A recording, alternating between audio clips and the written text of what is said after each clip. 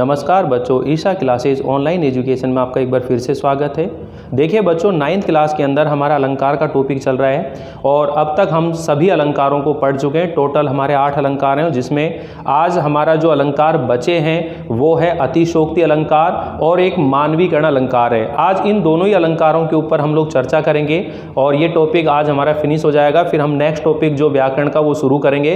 तो चलिए देखते हैं अतिशोक्ति अलंकार। तो देखिए इस अतिशोक्ति अलंकार जो है, इसका अगर हम संधि विच्छेद करें तो देखिए अतिशय और उक्ति।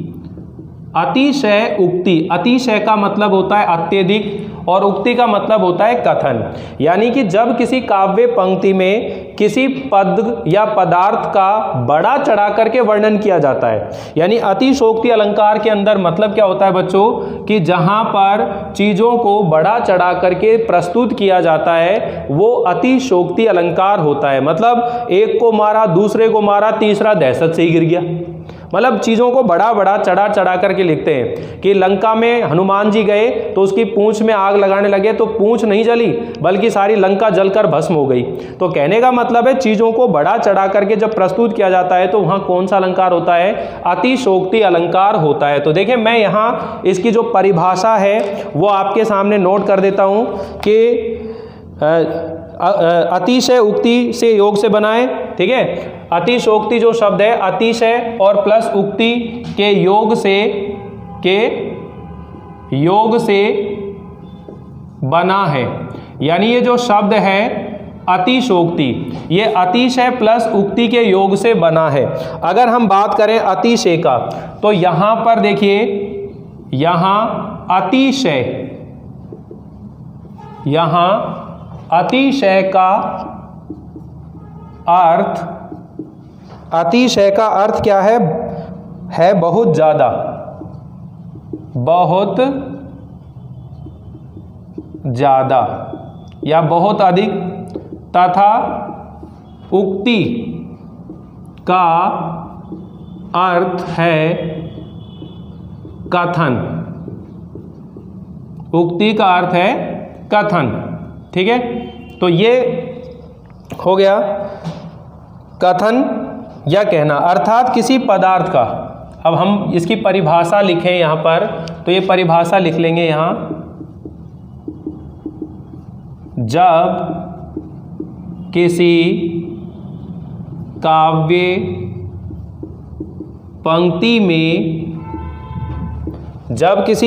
पंक्ति में किसी पदार्थ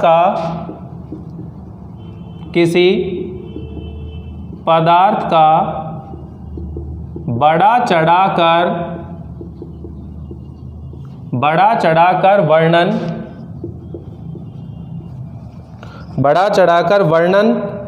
किया जाता है, बढ़ा चढ़ाकर वर्णन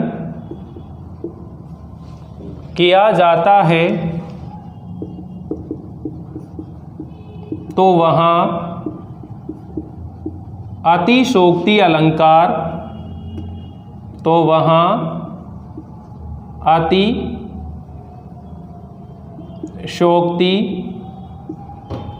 अलंकार होता है, तो वहाँ अतिशोक्ति अलंकार होता है। तो कहने का मतलब है कि जब किसी पद के अंदर हम लोक सीमा से परे, यानी सांसारिक जो सीमा होती है उससे परे जब हम किसी वस्तु का बढ़ा चढ़ाकर वर्णन कर रहे हैं तो वहाँ पर अतिशोक्ति अलंकार होता है। तो ये परिभाषा आपको क्लियर होगी कि जब किसी काव्य पंक्ति में किसी पदार्थ का बढ़ा चढ़ा करके वर्णन किया जाता है तो वहाँ पर अतिशोक्ति अलंकार होता है। तो देखिए इसको हम एक उदाहरण के माध्यम से समझते हैं। हनुमान की पूंछ में, उदाहरण लिखेंगे, उदाहरण है बच्चों, हनुमान की पूंछ में लगन न पाई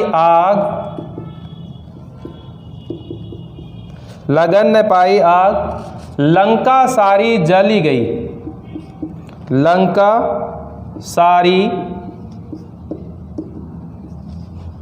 जल गई,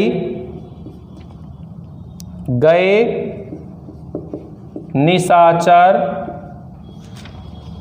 भाग। अब देखिए यहाँ क्या लिखा जा रहा है कि प्रस्तुत पद के अंदर हनुमान जी की जो शक्ति है उस शक्ति का वर्णन किया जा रहा है और उस शक्ति को लोक यानी जो संसार है उसकी सीमा से अलग बढ़ा चढ़ा करके बता रहे कि हनुमान जी की पूंछ में लगन न पाई आग, आग नहीं लग पाई, लंका सारी जल गई, गए निशाचर भाग, और सारी लंका जल गई और जो राक्षस है वो वहां से सारे क्या हो गए, भाग गए। तो इस तरह से यहाँ पर चीजों को क्या किया जा रहा है, बढ़ा चढ़ा करके दिखाया जा रहा है। इसी तरह का एक पद है कवि बिहारी जी का, वो मैं आपको समझाता हूँ। तो देखिए दूसरा उदाहरण आपको इससे समझ में आ जाएगी और भी चीजें कि दीठी न परतु, देखो दीठी न परतु समान दुति, दुति का मतलब होता है चमक, समान दुति कनक कनक, कनक कनक से गात, गात का मतलब होता है शरीर, ठीक है। भूषण कर, भूषण कर, करकस, करकस लगत, परसी पिछाने जात, पिछाने जात। तो देखिए यहां एक उदाहरण एक बार मैं लिख देता हूं, फिर ये सारे उदाहरण हम लोग समझ लेंगे अच्छे से। अंग अंग, अंग अंग नग जगमगत, दीप शिखा सी देहे, दिया बढ़ाए हूँ रहे,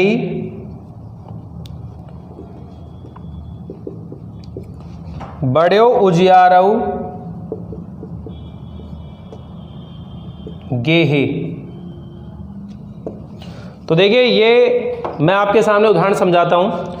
तो ये तो ऊपर वाला समझ में आ गया। यहां देखो दीठी न परतु समान दुति कनक कनक से गात, यानी कि यहां कवि बिहारी जी अपनी जो नायिका है या अपनी आराध्य देवी जो राधा जी है उसके सुंदरता का वर्णन कर रहे हैं। क्या कह रहे हैं, दीठी न परतु दिखाई नहीं पड़ती है, समान दुति समान चमक होने से, कनक कनक से गात, कनक मतलब सोना होता है और कनक से गात सोने के समान उसका क्या है, शरीर है। यानी कि सोने जैसा शरीर, स्वर्णिम शरीर है और उसके ऊपर उन्होंने भूषण कर यानी कि सोने के जो आभूषण पहन रखे हैं वो दिखाई नहीं पड़ रहे। यानी कि राधा जी के सौंदर्य का वर्णन करते हुए कहते हैं कि राधा जी का रूप सौंदर्य इतना अधिक है कि उनके स्वर्णिम शरीर पर, उनके सोने जैसे शरीर पर सोने के जो आभूषण है वो दिखाई नहीं पड़ रहे हैं। लेकिन जब उन आभूषणों को, करकस मतलब आभूषणों को, कर मतलब हाथ से, परसी मतलब स्पर्श करते हैं, जब उन आभूषणों को हाथ से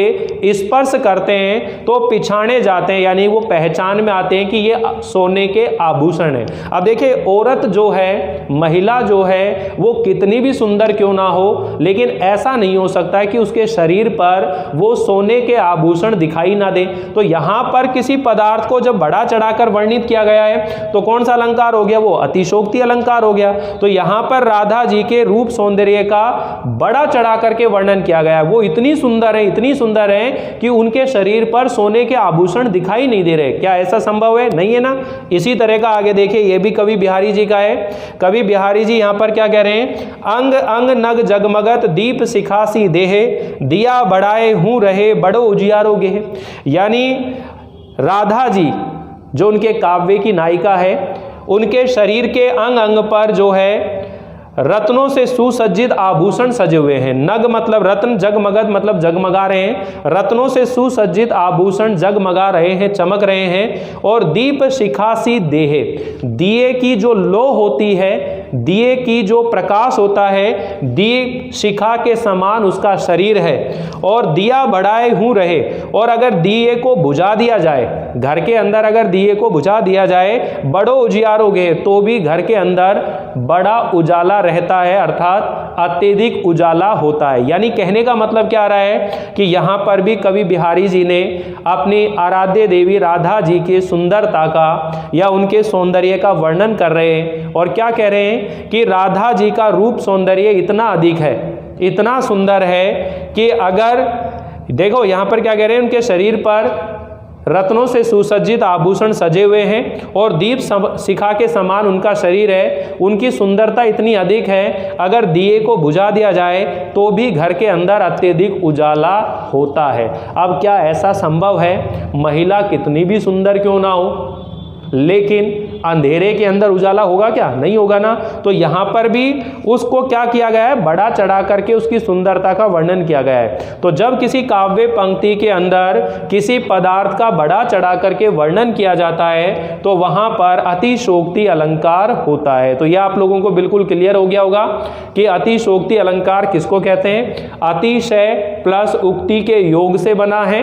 अतिशय का अर्थ होता है बहुत ज़्यादा या अत्यधिक, और उक्ति का अर्थ होता है कथन, अर्थात बहुत ज़्यादा जब बातों को बढ़ा चढ़ा करके और वर्णित किया जाता है तो वहाँ पर अतिशोक्ति अलंकार होता है। तो यहाँ यह आपकी परिभाषा लिखी हुई है कि जब किसी काव्य पंक्ति में किसी पदार्थ का बढ़ा चढ़ा करके वर्णन किया जाएगा तो वहाँ पर अतिशोक्ति अलंकार होता है। तो एक बार आप स्क्रीनशॉट ले लीजिए इस चीज़ का। फिर हम लोग नेक्स्ट जो है जिसका नाम है मानवीकरण अलंकार, उस मानवीकरण अलंकार को भी हम लोग सीखते हैं और समझने की कोशिश करते हैं मानवीकरण अलंकार के बारे में। तो एक बार स्क्रीनशॉट ले लीजिए। तो मैं इसे मिटा देता हूं और फिर हम लोग मानवीकरण अलंकार जो है उसके बारे में चीज़ों को देखते हैं। अब मानवीकरण अलंकार देखो, मानव की बात हो गई, यानी कि जो जड़ प्रकृति है उसके ऊपर मानव के जो क्रियाकलाप हैं या मानव का जो व्यवहार है उसे जब आरोपित कर दिया जाता है तो वहाँ पर मानवीकरण अलंकार होता है। दोनों अलंकार बहुत ही सरल हैं, ये अतिशोक्ति अलंकार और ये मानवीकरण अलंकार आसानी से समझ में आ जाते हैं। अगर हम किसी पद का हिंदी अनुवाद करते हैं तो ये आसानी से हमारे समझ में आ जाते हैं। तो देखिए मानवीकरण अलंकार पढ़ते हैं, ये शब्द अलंकार के बाद जो अर्थ अलंकार शुरू किए उसके 5वें नंबर का है, यानी टोटल 8वें नंबर का अलंकार है ये, और इसे हम लोग सीखते हैं मानवीकरण अलंकार। अब ये जो मानवीकरण अलंकार है बच्चों, इसके अंदर क्या होगा कि जब किसी काव्य पंक्ति में जड़ प्रकृति के ऊपर मानव के व्यवहार जो हैं या मानव के जो भाव हैं उनको जब आरोपित कर दिया जाता है तो वहाँ पर मानवीकरण अलंकार होता है। कहने का मतलब है जैसे समुद्र है वो प्रकृति है, जड़ है, लेकिन कहते हैं कि समुद्र जो है गर्जना कर रहा है, तो समुद्र गर्जना कर नहीं सकता। कह रहे हैं कि वो निर्भय निडर दृढ़ निश्चय होकर के वो खड़ा है, ठीक है ना। और यूँ कह सकते हैं कि आज अलसाई सी कलियाँ जैसे अपनी निद्रा से जाग गई। तो जो कली है, फूल है, वो क्या सोते हैं क्या निद्रा से जाग गए क्या वो? यानी कि जब जड़ प्रकृति जो है, जो निर्जीव चीज़ें हैं और उनको मानव की तरह व्यवहार करता हुआ जब दिखाया जाता है तो वहाँ पर मानवीकरण अलंकार होता है। क्लियर आप सभी को? तो यहाँ इसकी मैं परिभाषा जो है वो नोट कर देता हूँ कि मानवीकरण अलंकार किसको कहते हैं। मानवीकरण अलंकार कि जब किसी काव्य पंक्ति में किसी प्राकृतिक पदार्थ को, जब किसी काव्य पंक्ति में, तो मैं यहाँ इसको नोट कर देता हूँ बच्चों, जब किसी काव्य पंक्ति में,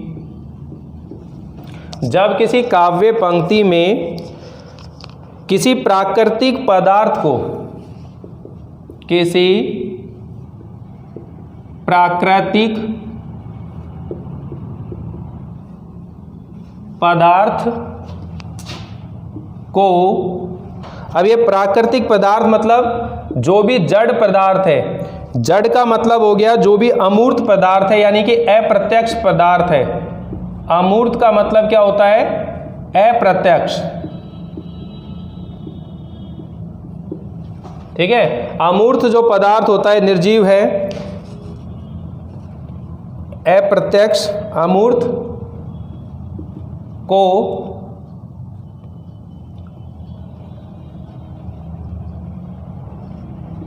पदार्थ को मानव के रूप में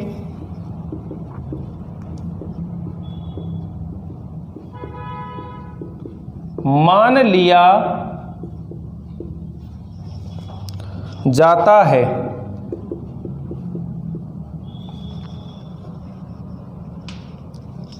अथवा प्राकृतिक पदार्थों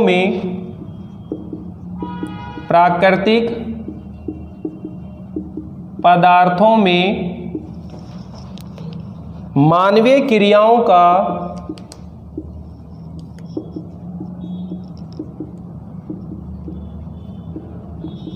का आरोप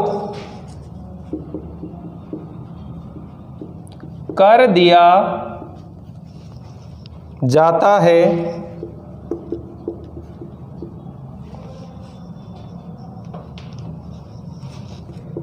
तो वहाँ मानवीकरण अलंकार होता है।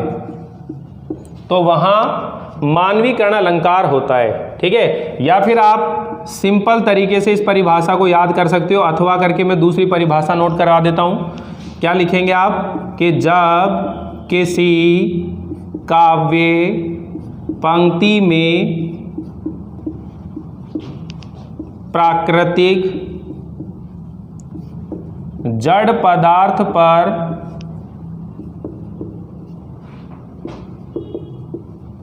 मानव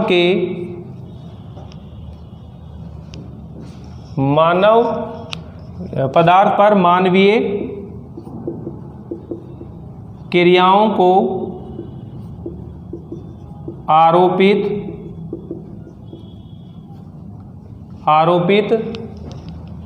कर दिया जाता है, तो उसे मानवीकरण अलंकार कहते हैं। तो उसे मानवीकरण अलंकार कहते हैं। तो इस तरह से आप लोग ये जो मानवीकरण अलंकार है इसको आप याद कर सकते हो। तो यहाँ एक जयशंकर प्रसाद जी की एक कविता है सूर्योदय वर्णन के लिए, सूर्योदय का वर्णन करते हुए, तो मैं यहाँ उसको आपके सामने बताता हूँ। ये उदाहरण के रूप में लिख लेंगे हम लोग। क्या है? बीती विभावरी जागरी। क्या है? बीती विभावरी जागरी। यहाँ पर जो रात्रि है उसको उषा को एक नागरी यानी नगर में रहने वाली स्त्री के रूप में चित्रित किया गया है कि बीती विभावरी जागरी अंबर पनघट में, अंबर पनघट, अंबर रूपी पनघट में डूबो रही, अंबर रूपी पनघट में डूबो रही तारा घट उषा नागरी। ठीक है, तो ये दो लाइनें को समझ लीजिए। क्या बोल रहे हैं यहाँ पर कि बीती विभावरी जागरी अंबर पनघट में डुबो रही तारा घट उषा नागरी। यानी कवि जयशंकर प्रसाद जी यहाँ पर जो उषा नागरी है यानी कि जो प्रातः काल है उसको एक तरह से उषा को एक नगर में रहने वाली स्त्री के रूप में चित्रित कर रहे हैं। यानी प्रातः काल, सुबह को वो क्या कह रहे हैं? प्रातः काल को वो क्या कह रहे हैं? नगर में रहने वाली एक स्त्री के रूप में चित्रित करते हुए कह रहे हैं कि वह बीती विभावरी जागरी, यानी कि रात बीत जाने पर वो जागती है और अंबर पनघट में, आकाश रूपी पनघट में जो डुबो रही है तारा घट, यानी कि तारों को क्या कर रही है? डुबा रही है। कहने का मतलब है कि जब सूर्योदय होता है तो सूर्योदय होते ही आकाश में जितने भी तारे होते हैं वो तारे क्या हो जाते हैं? छिप जाते हैं और सुबह हो जाती है। तो मानो ये उषा रूपी जो स्त्री है, ये रात्रि बीत जाने पर जो तारे हैं, तारा रूपी जो घट है, तारे रूपी जो घड़े हैं, वो पनघट यानी कि अंबर रूपी पनघट के ऊपर डुबो रही है। जैसे प्रातः काल उठ करके महिला गांव के अंदर पनघट के ऊपर पानी लेने के लिए जाती है और उस पानी के अंदर घड़े को डुबोती है, उसी तरह मानो उषा काल हो जाने पर, प्रातः काल हो जाने पर जो तारे हैं उनको आकाश के अंदर डुबो देती है, मतलब आकाश के अंदर क्या हो जाते हैं, वो छिप जाते हैं। तो इसी तरह आप ये देखिए और भी उदाहरण समझिए बच्चों, बहुत से उदाहरण हैं जिनको हम लोग सीखेंगे कि प्रतिक्षण नूतन वेश बनाकर रंग बिरंग निराला, ये वाली भी जो है जयशंकर प्रसाद जी की कविता है, राम नरेश त्रिपाठी की जो पथिक कविता है, प्रतिक्षण नूतन वेश बनाकर, प्रतिक्षण नूतन वेश बनाकर रंग बिरंग निराला,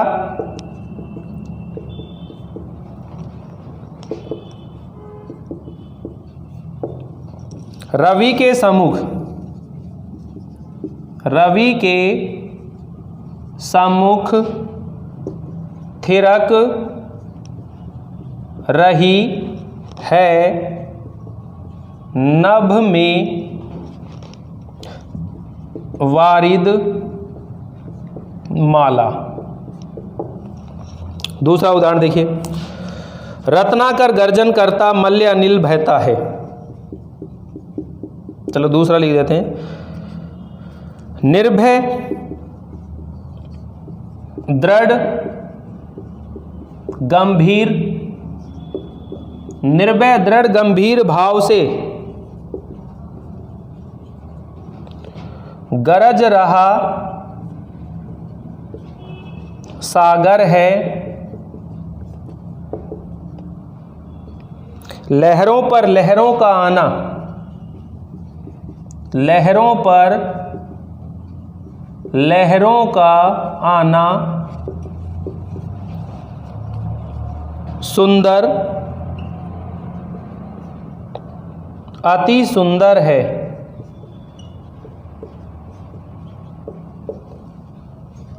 ठीक, और इसी तरह का एक है कि निकल रहा है जल निधि तल पर दिनकर बिंब अधूरा, कमला के कंचन मंदिर का मानो कांत कंगूरा। तो एक उदाहरण और लिख लेते हैं, चारों उदाहरणों को अच्छे समझते हैं। निकल रहा है जल निधि, निकल रहा है जल निधि तल पर दिनकर बिंब अधूरा, दिनकर बिंब अधूरा, कमला के कंचन मंदिर का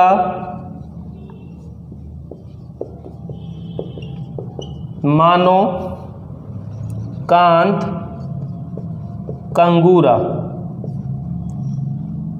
ठीक, अब इन सभी उदाहरणों को समझो बच्चों। देखो ये क्या कह रहा है कि जब किसी काव्य पंक्ति के अंदर प्राकृतिक जड़ पदार्थ पर, यानी कि प्रकृति का कोई जड़ पदार्थ है और उसके ऊपर मानवीय क्रियाओं को क्या कर दिया जाता है, आरोपित कर दिया जाता है, यानी कि प्रकृति को मानव जैसा व्यवहार करते हुए दिखाया जाता है। यानी समुद्र जो है, देखिए यहाँ पर क्या लिख रखा है कि निर्भय दृढ़ गंभीर भाव से गरज रहा सागर है, लहरों पर लहरों का आना सुंदर अति सुंदर है।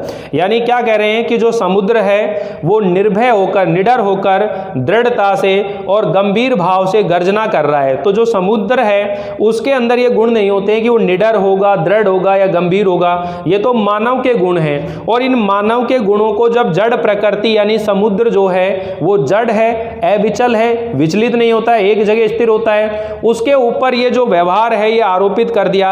इस वजह से यहां पर कौन सा अलंकार है, मानवीकरण अलंकार है। ठीक है, इसी तरह देखो, प्रतिक्षण नूतन वेश बनाकर रंग बिरंग निराला, रवि के सम्मुख थिरक रही है नभ में वारिद माला।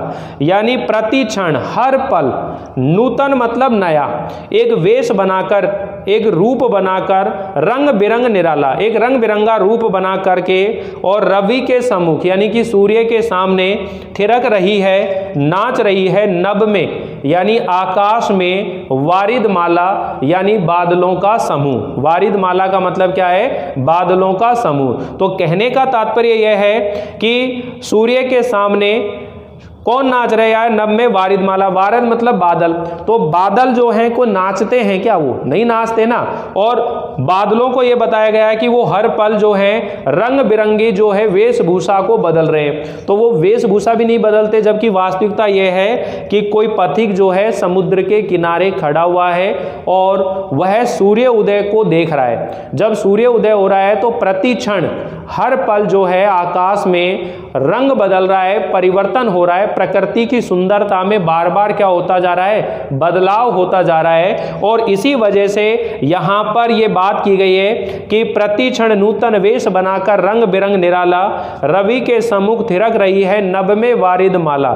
यानी कि हर पल एक नया वेश बना करके और रंग बिरंगा रूप बनाकर सूर्य के सामने नाच रही है नभ में यानी आकाश में बादलों की माला, बादलों की जो पंक्ति है।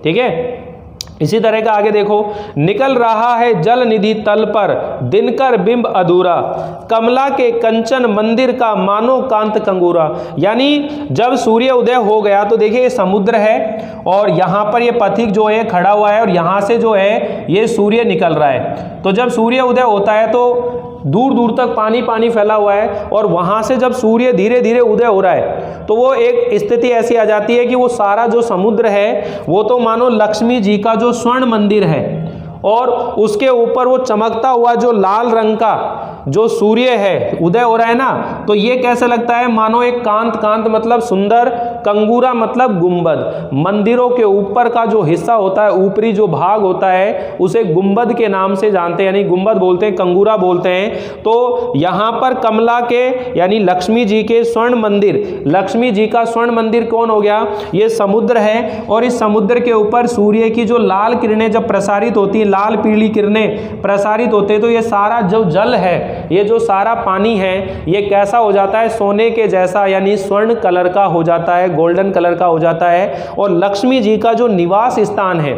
लक्ष्मी जी का जो निवास स्थान है वो क्या है? समुद्र है। तो यहाँ पर कवि ने कल्पना करी है कि निकल रहा है जल निधि तल पर, यानी कि समुद्र तल पर दिनकर मतलब सूर्य का जो बिंब अधूरा, आधा जो बिंब है वो निकल रहा है और वो ऐसे लग रहा है मानो लक्ष्मी जी के स्वर्ण मंदिर का एक सुंदर क्या हो? कंगूरा हो, ये एक सुंदर ऊपरी भाग हो। इस तरह से यहाँ पर जो प्राकृतिक जड़ पदार्थ हैं उसके ऊपर मानवीय क्रियाओं को क्या किया गया है? आरोपित कर दिया गया है। तो यहाँ ये मानवीकरण अलंकार होता है। ठीक है, तो इसी तरह की हम और भी बातें कर सकते हैं कि जो बच्चे हैं जब बिल्कुल निडर होकर के भागते दौड़ते हैं और दिशाओं को मृदंग की तरह बजाते हुए जब वो आते हैं, तो देखो बच्चे जो हैं दिशाओं को मृदंग की तरह बजाते हैं क्या? यानी बच्चे जब भागदौड़ करते हैं तो उनके पैरों से जो ध्वनि निकलती है, उनके पैरों से जो आवाज़ आती है वो सुनने में बहुत ही ज़्यादा सुंदर लगती है। तो देखिए बच्चों, आप इसे समझ गए होंगे कि मानवीकरण अलंकार का मतलब क्या है कि जब किसी काव्य पंक्ति में किसी प्राकृतिक पदार्थ को जड़ या कोई अमूर्त पदार्थ होता है उसको मानव के रूप में मान लिया जाता है, या फिर प्राकृतिक पदार्थ में मानवीय क्रियाओं का क्या कर दिया जाता है? आरोप कर दिया जाता है, तो वहाँ पर मानवीकरण अलंकार होता है। इसी परिभाषा को आसानी से यहाँ सीख सकते हो। दूसरे नंबर पर मैंने नोट कर दी कि जब किसी काव्य पंक्ति के अंदर प्राकृतिक जड़ पदार्थ पर मानवीय क्रियाओं को आरोपित कर दिया जाता है तो उसे हम मानवीकरण अलंकार कहते हैं। और ये इसके उदाहरण है, बीती विभावरी जागरी, अंबर पनघट में डुबो रही, तारा घट उषा नागरी। तो यहाँ पर भी जो उषा है, जो प्रातः काल है, उसे स्त्री के रूप में वर्णित किया है। इस वजह से यहाँ जो है मानवीकरण अलंकार है। तो आप लोग इसे एक बार नोट कर लीजिए, फिर हम लोग इस टॉपिक को विराम देंगे और इसके बारे में जो बाकी बातें बची हुई हैं वो उसके ऊपर मैं आप लोगों को कुछ बातें समझाना चाहता हूँ। ठीक है, तो एक बार आप इसका स्क्रीनशॉट ले लीजिए ताकि आप लोगों को लिखने में आसानी रहे और समझने में भी किसी तरह की कोई दिक्कत ना हो। तो चलिए देखते हैं बच्चों। अब देखिए, हम लोग बात कर रहे हैं कि हमारे जो 9th क्लास है उसके अंदर आप लोगों का ये टॉपिक बिल्कुल फिनिश हो गया है, अलंकार का टॉपिक फिनिश हो गया है। अब जो अगला टॉपिक हम लोग पढ़ने वाले हैं वो पढ़ेंगे वाक्य रचना, यानी वाक्यों के बारे में पढ़ने वाले हैं कि वाक्य कितने प्रकार के होते हैं और वाक्यों की परिभाषा क्या है, वाक्य के भेद कितने होते हैं और उनको कैसे आप सीख सकते हैं। इन सभी चीज़ों के ऊपर हम लोग चर्चा करेंगे। लेकिन सबसे पहले आप लोग एक बार थोड़ा सा क्विक मैं रिवीजन आप लोगों को करवा देता हूं ताकि ये टॉपिक आज अपना बिल्कुल अच्छे से समझ सकें, सीख सकें। तो देखिए हम लोग सीख रहे हैं अलंकारों के बारे में, और अलंकारों में जो अलंकार आप लोगों को पढ़ने हैं, याद करने हैं, उनको आप लोग ध्यान रखेंगे। यहाँ सबसे पहले हम बात कर रहे हैं अलंकार में। तो आपको एक अलंकार की परिभाषा जो है अच्छे से याद है कि अलंकार शब्द दो शब्दों से मिलकर बनाए, अलम प्लस कार। अलम का मतलब होता है शोभा और कार का मतलब होता है करने वाला, अर्थात काव्य में शोभा बढ़ाने वाले, काव्य की सुंदरता बढ़ाने वाले जो तत्व होते हैं उन्हें हम क्या कहते हैं, अलंकार कहते हैं। स्त्री की शोभा आभूषणों से बढ़ती है, उसी तरह काव्य की शोभा जो है अलंकारों से बढ़ती है। अलंकार जो है बच्चों 3 तरह के होते हैं मुख्य तरह से, यानी एक होता है शब्द अलंकार। कौन सा होता है, शब्द अलंकार होता है। दूसरे नंबर पर अगर हम बात करें तो वो होता है अर्थ अलंकार होता है, ठीक। और तीसरे नंबर पर जो है वो है उभय अलंकार। कौन सा आ गया, उभय अलंकार हो गया, ठीक है। तो शब्द अलंकार के अंदर हमने बात करी वर्ण की, वर्णमूलक, ठीक है। और एक हम लोग याद रखेंगे इसके अंदर शब्द मूलक। किसकी बात करेंगे, शब्द मूलक, ठीक। और अर्थ अलंकार में किसकी बात हो रही है, अर्थ की। और जो उभय अलंकार है इसका मतलब है यहाँ शब्द और अर्थ दोनों की बात होगी, शब्द की और अर्थ की, दोनों तरह की यहाँ पर बातें होंगी। कि जब किसी काव्य पंक्ति में वर्ण और शब्द से चमत्कार उत्पन्न किया जाता है उसे शब्द अलंकार कहते हैं। जब किसी काव्य पंक्ति में अर्थ के द्वारा चमत्कार उत्पन्न किया जाता है उसे अर्थ अलंकार कहते हैं। और जब किसी काव्य पंक्ति में शब्द और अर्थ दोनों से चमत्कार उत्पन्न किया जाता है तो उसे हम कहते हैं अर्थ अलंकार। ये जो शब्द अलंकार है ये हमारे 3 हैं कोर्स में। एक है अनुप्रास अलंकार, जहाँ वर्णों की रसानुकूल बार बार आवृत्ति होती है। जब किसी काव्य पंक्ति में वर्णों की रसानुकूल बार बार आवृत्ति होती है उसे अनुप्रास अलंकार कहते हैं। अनुप्रास अलंकार के 4 भेद होते हैं, छेकानुप्रास, वृत्यानुप्रास, श्रुत्यानुप्रास, अंत्यानुप्रास, ये चारों भेद होते हैं। फिर जो शब्द अलंकार है दूसरे नंबर पर, इसमें हम लोगों ने यमक अलंकार। तो देखो अनुप्रास अलंकार में वर्ण की आवृत्ति होती है और यमक अलंकार में शब्द की आवृत्ति होती है। ये थोड़ा सा अंतर आप माइंड में रखेंगे। यमक अलंकार में शब्द की आवृत्ति होती है और प्रत्येक शब्द का अर्थ अलग अलग होता है, ठीक है। और तीसरे नंबर पर है श्लेष अलंकार। तो जो श्लेष अलंकार है इसमें एक शब्द या एक से अधिक शब्द ऐसे होते हैं जिनके कम से कम 2 अर्थ निकलते हैं, ठीक है। तो वहां पर यह होता है श्लेष अलंकार। और जो अर्थ अलंकार है इसके अंदर नंबर 1 हम लोगों ने पढ़ा है उपमा अलंकार, यानी जब उपमेय की उपमान के साथ उसके गुण, धर्म, स्वरूप के आधार पर तुलना की जाती है। दूसरे नंबर पर हम लोगों ने पढ़ा है रूपक अलंकार। तीसरे नंबर पर उत्प्रेक्षा अलंकार। कौन सा आ गया यहाँ पर, उत्प्रेक्षा अलंकार हो गया। चौथे नंबर पर अतिशोक्ति अलंकार हो गया, अतिशोक्ति अलंकार हो गया। और नंबर 5 पे जो हो गया आपका मानवीकरण अलंकार। कौन सा हो गया, मानवीकरण अलंकार। तो ये टोटल जो है ये आपके 8 अलंकार हैं, इनको आप सीख जाइए, पढ़ लीजिए। ये टॉपिक फिनिश हो गया। नेक्स्ट टॉपिक जो है हम अगले वीडियो के अंदर चर्चा में लेंगे। आप लोगों को ये वीडियो कैसा लगा जरूर बताइएगा, कमेंट कीजिएगा। अगर कोई भी कमी लग रही हो, कोई चीज़ समझ में नहीं आई हो तो आप मैसेज करके मुझसे पूछ सकते हैं और अच्छे से पढ़ाई कीजिएगा। अब हम लोग अगले टॉपिक की शुरुआत करेंगे। तब तक के लिए थैंक यू, बाय बाय।